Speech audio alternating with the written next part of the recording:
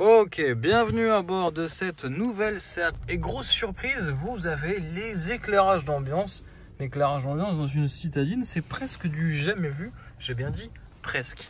Allez, on fait une découverte ensemble de nuit de cette nouvelle Seat Ibiza qui veut clairement ressembler à sa grande sœur, la Seat Leon. Allez, c'est parti.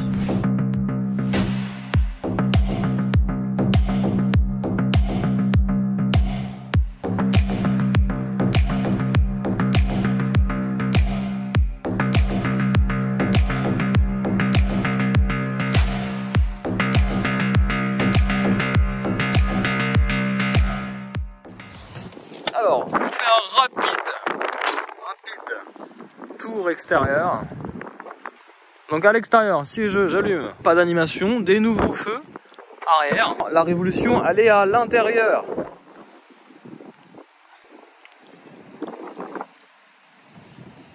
Bon, bienvenue à bord. Allez, on rentre et on voit ensemble les dernières modifications opérées, faites par Seat sur cette nouvelle Ibiza. Alors c'est pas la nouvelle, hein, c'est une version restylée. Alors vous avez ce petit bandeau là, il est plutôt sympa. Voilà, vous avez des LED ici, juste en dessous de cette partie là, qui va éclairer l'accoudoir de la portière. Et vous avez surtout ici l'encerclage des aérateurs, un peu façon Mercedes Classe A, mais c'est pas du tout le même effet. Mais c'est plutôt sympa, c'est plutôt cool de voir toutes ces petites lumières d'éclairage d'ambiance à l'intérieur. Il faut savoir que ça coûte environ 50 €, c'est même pas environ, hein, ça coûte 50 €. Ils auraient pu le mettre de série sur cette finition FR. Donc un éclairage à droite comme à gauche. Et si je mets les warnings, ça s'estompe un peu, par sécurité peut-être. En tout cas, c'est plutôt malin de la part de Seat de proposer un petit éclairage d'ambiance. On va voir tout de suite comment ça se passe. Alors avant de vous montrer comment ça se passe pour l'activer, je vais d'abord vous faire voir un petit peu les dernières nouveautés plutôt technologiques sur cette Seat. Donc nous avons bien sûr le Digital Cockpit avec les différentes vues et que je trouve beaucoup plus agréable que sur la Polo d'ailleurs. Bien intégré, plutôt sympathique. Et puis voilà, vous pouvez modifier les différents écrans qui la composent. Alors vous pouvez modifier que l'écran du milieu, si j'ai bien compris. Il faudra appuyer sur View ici pour changer l'affichage. Et puis après, ici, dans le menu, vous pouvez aussi changer plein de petites choses. L'éclairage extérieur, l'éclairage de la fonction Coming Home ou Living Home si vous quittez le véhicule. Donc ça peut s'éclairer longtemps ou moins longtemps. L'éclairage d'ambiance, bah tiens, je vous le montre tout de suite, hein, voilà, puisque vous êtes venu aussi pour ça. Là, vous pouvez modifier l'éclairage de contre-porte, alors soit en rouge ou soit en blanc, à vous de me dire. Voilà. Et les aérateurs sont un peu blanc, rouge, bizarre. Donc le plastique est rouge derrière, donc vous avez une espèce d'assemblage de couleurs qui vont pas forcément bien ensemble, mais bon, on lui pardonnera. C'est plutôt sympa. Donc je vais remettre rouge, c'est quand même plus joli. Et puis vous pouvez aussi couper l'éclairage. Hop, plus rien, tout noir. Et là, j'aurais pas fait de vidéo sur ça. Bien sûr, je remets en rouge. Ici, vous pouvez aussi gérer la luminosité au pied et cette partie-là sur cette partie-là en face de la boîte de vitesse. Là, vous avez ma main. Bon, j'ai mis tout au max quasiment pour que vous puissiez vous rendre compte de tout. Ouais, tout est au max. Et donc voilà. Donc c'était rapide. Hein. Il n'y a pas 36 000 couleurs. Il n'y en a que 2. Rouge, blanc ou rien du tout. Après, qu'est-ce que vous pouvez gérer? Vous pouvez gérer... bon, il n'y a pas non plus de quoi se perdre dans les menus. Ne regardez pas les consommations, ce ne sont pas les vraies. Hein. Depuis tout à l'heure, le moteur tourne. Vous pouvez activer aussi l'Android Auto ou Apple CarPlay via USB-C, puisque les deux prises sont juste là. Voilà. Rétro-éclairé aussi, s'il vous plaît. Ça, c'est plutôt pas mal. Par contre, un truc qui m'a déçu dans cette Seat Ibiza, alors je ne sais pas si vous êtes habitué, mais moi, je ne suis pas habitué à Seat. Mais le miroir de courtoisie, c'est cool, mais il n'y a pas de lumière. Il n'y a pas de lumière au plafonnier, elle est juste là la lumière. Donc c'est un petit peu dommage. Là par contre, sur ce point-là, point négatif pour cette Seat Ibiza. Je voulais vous montrer effectivement comment on pouvait aussi paramétrer. Alors je m'y perds un peu dans ces menus. Alors là on a un menu tuile qui présente bien, puis on a un autre menu style Android avec des pictos à l'ancienne. Je vais regarder, hop, véhicule. plus si c'est là, mais je voudrais changer le combiné d'instruments. Attention. Je ne sais plus comment faire. Ah voilà, combiné d'instruments. Attention. Voilà, le contenu. Donc là, si vous voulez, on peut un peu tout changer à souhait. Voilà, faut juste glisser comme ça. Et là, vous voyez en même temps, hop, je peux changer ce que je veux. Et ça change. Donc ça, c'est vraiment personnalisable à souhait, hein, les 3 écrans sur le combiné d'instrumentation. Ça, c'est plutôt une bonne nouvelle. On peut jouer indéfiniment avec les différents modes d'affichage. Et franchement, c'est vachement intuitif, je trouve, beaucoup plus que sur une Volkswagen Polo. Et beaucoup plus aussi peut-être que sur une Renault Clio ou une Peugeot 208. Voilà tout. Bon, allez, j'arrête de parler, on prend le volant, on fait la petite discussion. Est-ce que c'est l'une des meilleures citadines du moment? Allez, je vous réponds ça tout de suite en vidéo. Alors, avant de prendre le volant, j'ai oublié quelque chose, le petit mode de conduite qui va permettre d'être en mode économique. Si vous voulez faire des économies de carburant, on va faire du 6 voire 7 litres au 100 avec ce moteur 110 chevaux. Boîte DG7 aussi, j'ai oublié de vous en parler. Hop, il a disparu, je le réactive.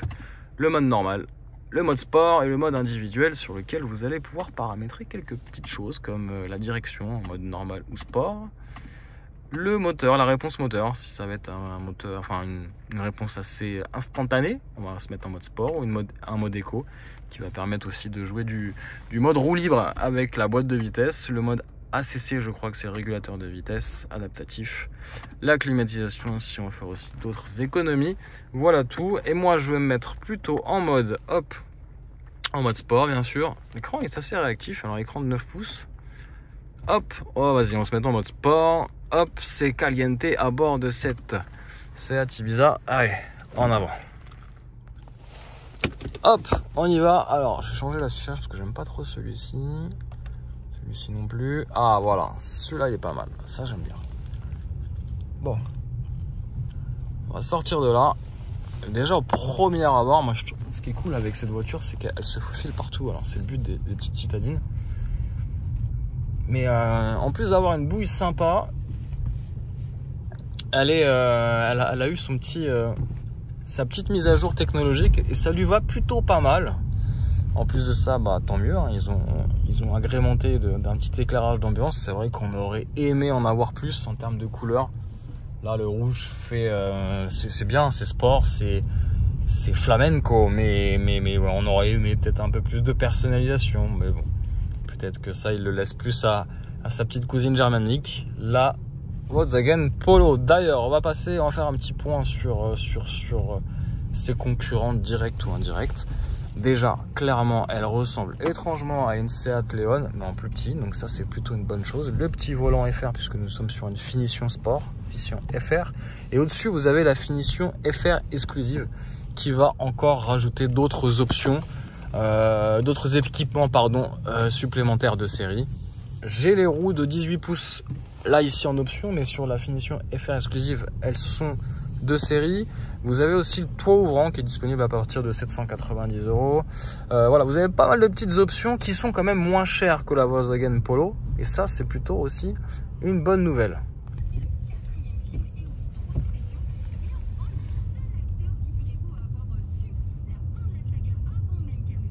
Bon les amis, ça vous dit une petite accélération comme ça de nuit? Allez. Bon, il pleut, donc ça risque un peu de patiner encore. Attention, j'ai pas 600 chevaux sous le capot. Bien sûr, je vais réactiver quand même le mode sport. Je suis là, ok, c'est bon. Tac, je mets la boîte sport. La boîte sport, elle est là. Hop, allez. Allez, go.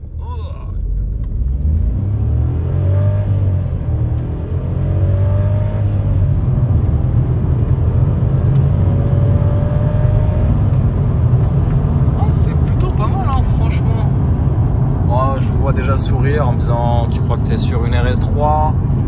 Non, pas du tout, mais honnêtement les 100 km/h sont atteints en 10 secondes, ce qui est convenable. On est sur une citadine, je vous rappelle.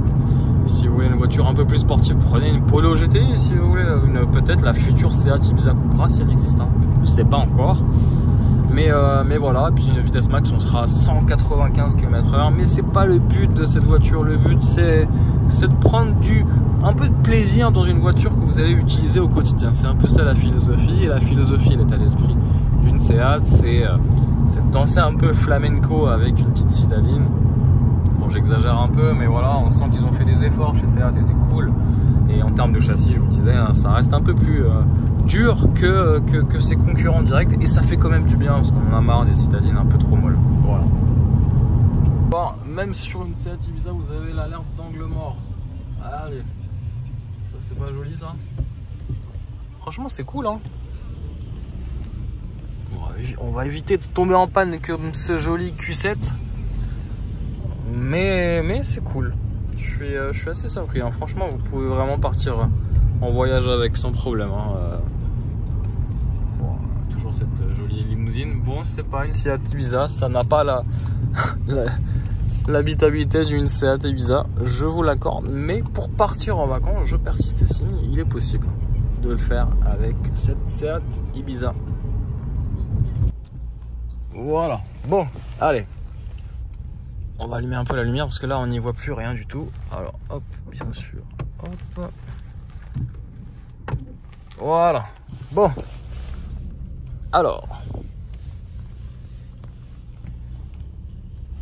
alors si vous me demandez, vous me posez la question, Flo, tu préfères quoi entre une Seat Ibiza ou une Volkswagen Polo? Eh ben écoutez, la réponse va pas être aussi évidente que ça. Alors j'aime beaucoup la Volkswagen Polo parce que historiquement j'ai toujours aimé les Polos, et cette nouvelle génération de Polo, elle est très confortable. En termes de technologie, elle est quasiment au même niveau que la Seat Ibiza. J'aime beaucoup du coup l'esprit de la Polo. Elle est beaucoup plus confortable en airline. En revanche, en termes de look, je préfère clairement la Seat Ibiza. Je vais vous incruster quelques photos de cette voiture avec laquelle je conduis aujourd'hui, enfin plutôt ce soir. D'ailleurs, je tiens à préciser, il ne s'agit pas encore une fois d'un essai, hein. Il s'agit juste d'une découverte de nuit et un prétexte pour discuter ensemble à bord de cette nouvelle Seat Ibiza. C'est plutôt cool. Et donc du coup, là où je suis embêté, c'est que j'aurais vraiment aimé choisir cette Seat Ibiza. Le problème, c'est qu'il y a 2-3 petits points qui me dérangent, notamment déjà son prix. Ici, ce modèle-là, sans les options, il est à plus de 25 000 euros, 25 500 euros. Il faudra rajouter presque 500 euros pour les jantes, là 500 euros pour la peinture. Donc on arrive déjà à 26 000 euros, et franchement, 26 000 euros, bah, ça commence à piquer pour une citadine. Je suis assez surpris des prix. C'est quasiment le même prix qu'une Volkswagen Polo. Bon, la Volkswagen Polo, elle va être à peu près 1200 euros plus chère à finition et équipement équivalent.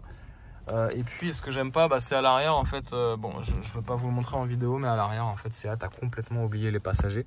Il n'y a pas d'éclairage à l'arrière, ça c'est fou. Hier ma fille me demandait comment on éclaire, elle voulait regarder son livre. En voiture, impossible d'éclairer les passagers arrière, il n'y a pas d'éclairage. Idem, c'est ce que je vous disais tout à l'heure en vidéo, là il n'y a même pas d'éclairage, on voulait vous regarder de nuit, il n'y a rien, même le passager n'a rien. Il faudra allumer cette petite lumière, hop. Mais bon, c'est pas forcément ce qu'on attend d'une voiture. Surtout que dans mon ancienne Polo, elle date déjà de plus de 10 ans, elle a cette lumière au plafond. C'est des petits détails qui font que, ouais, c'est pas dérangeant non plus au quotidien, mais c'est l'impression de régresser sur certaines choses, c'est un peu dommage. Par contre, ce que j'aime beaucoup, c'est ça, hein. Ces touches physiques. Ça paraît tout bête de dire ça, je vais m'allumer la lumière pour vous en rendre compte, mais on n'a pas de tactile comme la Polo qui a voulu faire comme la Golf 8 et qui est une grosse erreur pour ma part, hein. J'aime pas du tout ce qui est tactile.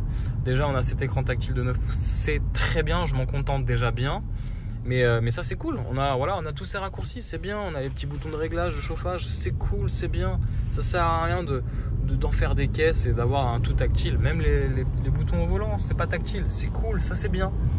Donc je suis très partagé et honnêtement je pense que je me dirigeais plus sur une Seat, malheureusement, parce que c'est pas aussi simple que ça. C'est que la décote, elle est plus forte sur la Seat Ibiza que sur la Polo. C'est comme les Golf, c'est pareil. Donc tout ce que vous allez payer plus cher sur la Polo, vous allez peut-être vous rattraper, sûrement vous rattraper sur la revente en occasion si vous l'achetez neuve, et vous allez forcément vous rattraper si vous avez vous optez pour une LOA, donc avec des mensualités, donc une valeur résiduelle beaucoup plus importante pour la Golf. Donc je suis très partagé et je pourrais même pas vous dire qu'est-ce que je prendrai encore ce soir. Et puis si je dois la comparer à la Peugeot 208, bah, la 208 est beaucoup plus... Elle est pas mal, elle est belle, j'aime beaucoup. On en voit peut-être un peu trop sur nos routes, donc si je veux me décaler, enfin si je veux un peu me différencier des autres, je prendrai la Seat Leon.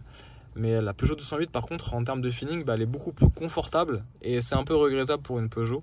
Donc en termes de feeling, si vous aimez bien un peu les petites sensations de conduite, la Seat est quand même pas mal. Elle est un peu plus ferme qu'une Polo, plus ferme qu'une 208, moins inconfortable, enfin pas plus inconfortable mais moins confort qu'une Clio. Clairement la Seat Ibiza elle est faite un peu plus pour une population un peu plus jeune, voilà. Donc c'est vrai qu'elle est bien tendante, mais le prix franchement m'a vite refroidi quand même. Donc elle serait peut-être 3-4 000 euros moins chère, honnêtement je prendrais sans hésiter la Seat Ibiza. Mais là ça commence à faire. Il est l'heure de faire le plein et donc ça sera le point consommation juste après le ravitaillement. On va remplir les 40 litres de volume de carburant et puis on refait le point juste après. Allez. Bon ça y est, je viens de faire le plein. Bon je vous ai pas détaillé ce que je mettais comme carburant, c'est du 95-10. Alors on va être plutôt réaliste, on va faire sur une longue durée. Les points consommation, ça va être très simple. Vous avez 40 litres de volume de carburant. Vous pouvez faire une autonomie maximale de 550 voire 600 km d'autonomie si vous activez le mode éco. Vous avez plutôt une conduite économique. Et puis en moyenne, ouais, vous êtes à peu près à 7 litres, voire un peu moins, 6,5. Mais voilà, petite déception sur les consommations. Je pensais faire un peu moins. J'ai fait pas mal de villes, certes. Mais j'ai quand même une bonne boîte automatique Tinde G7. Je pensais vraiment être autour des 6 litres. Et puis non, malheureusement. Donc c'est quand même plutôt dans la moyenne basse de la catégorie sur le point consommation. Voilà, vous savez tout maintenant. Voilà les amis, j'espère que cette petite découverte de nuit à bord de cette jolie et sympathique voiture espagnole, puisqu'il s'agit d'une Seat Ibiza, c'est presque la nouvelle. En tout cas l'intérieur change beaucoup par rapport aux anciennes générations, presque elle met une claque visuellement tellement la technologie est là. On aime ou on n'aime pas, mais en tout cas Seat a fait l'audace de ne pas parier que sur le tout tactile, puisqu'on a aussi des boutons physiques ici, et ça c'est plutôt une bonne chose, j'apprécie. Voilà, j'espère que vous avez apprécié un petit peu ce contenu de nuit, bien sûr, sous la tempête. Si c'est le cas, bien sûr, n'hésitez pas à mettre le petit pouce, à commenter si vous avez envie de commenter sur cette voiture de nuit. Moi, en tout cas, j'apprécie la nouvelle Seat Ibiza. Une belle petite surprise. Voilà, moi, je vous dis à très vite, de jour comme de nuit, en vidéo, bien sûr, sur la chaîne Vlog Perception. Ciao, ciao!